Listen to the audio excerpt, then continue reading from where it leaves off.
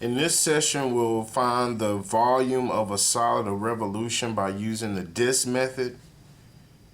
And the following slide tells us that the solid generated by rotating or revolving a plane region about an axis in its plane is called a solid of revolution. So we have the area with respect to x, that's equal to pi times the radius square. And we're given the radius as some function of x. So the definition of volume in this case gives us the volume by disk for rotation about the x-axis. Here we have the volume is equal to the integral from a to b, and our limits or integration will lie on our x-axis of ax dx, which is equal to the integral from a to b for pi times the radius squared dx. Here are some steps to calculate the volume for a solid of revolution. The first thing we do is sketch a solid and a typical cross section. We find the formula for the area of the typical cross section.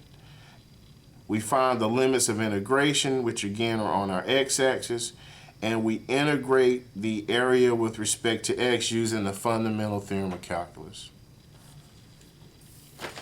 So let's take a look at an example. In this problem, we're asked to find the volume of a solid generated by revolving the shaded region about the x-axis.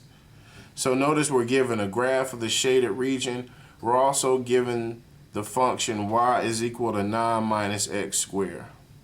So in attempting to calculate the volume, first we'll sketch a typical cross section. If you look very carefully at the problem, notice that I'm not given a sketch for the radius in this particular problem.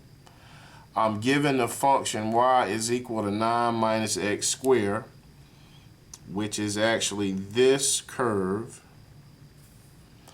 So if I apply the disk method, I'll draw a typical cross section, which is perpendicular to the axis of revolution. So since my equation is 9 minus x squared, this equation doesn't give us the equation for the radius of the shaded region. What it gives us is the equation for the radius of the unshaded region. So in order to find the volume of the shaded region,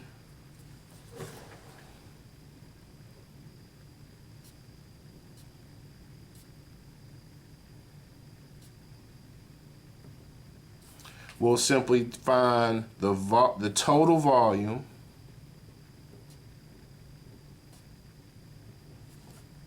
and we'll subtract the volume for the unshaded region.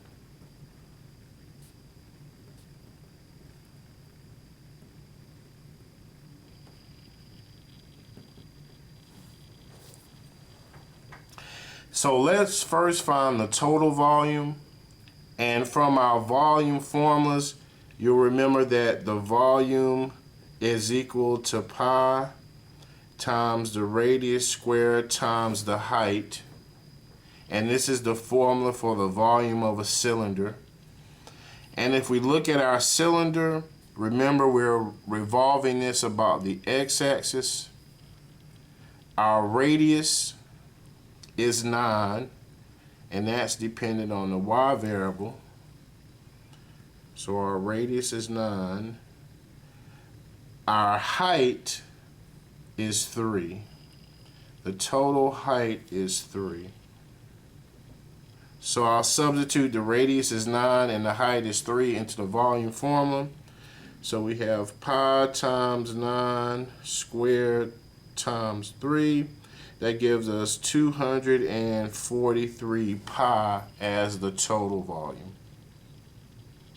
Next, we'll find the volume of the unshaded region.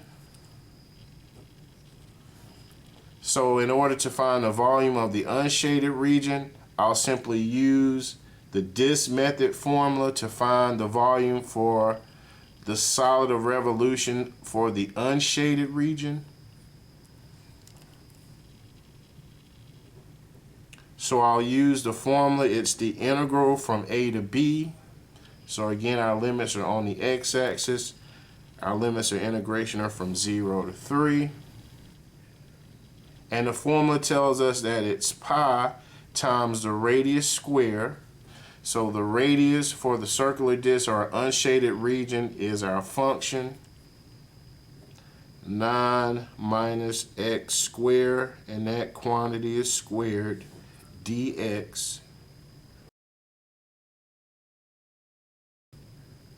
So I'll simply pull pi in front of the integral operator, and I'll square 9 minus x squared, and that gives us 81 minus 18 x squared plus x to the 4th dx. Next, I'll integrate. So the integral of 81 is 81x. The integral of negative 18x squared is negative 6x to the 3rd. And the integral of x to the 4th is x to the 5th over 5. And we're integrating from 0 to 3. Next, we'll use the fundamental theorem of calculus. So it's f of b. So I'll substitute x for 3.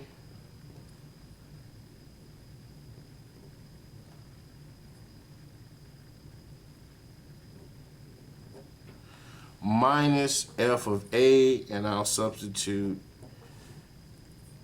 x for 0, and that'll give me 0. And when I simplify our expression, we should get 648 over 5 pi. To get the total area, I'll now subtract these two values.